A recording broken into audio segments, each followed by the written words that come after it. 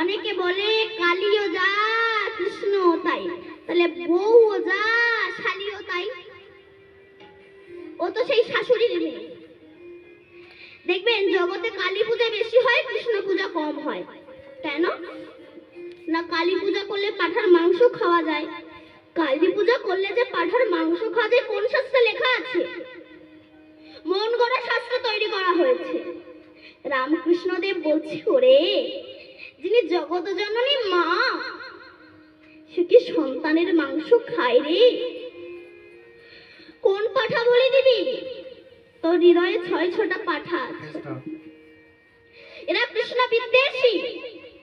এই ষড়রিপুকে তুই বলি দে, আর আমরা ছাগল বলি দে। আমরা মায়ের কাছে পূজা করে বলি, মা ধনং দেহি, যশং দেহি, পুত্রং দেহি, বিদ্যাং দেহি, বুদ্ধিং দেহি। কি করে দেবে সে? তারই একটা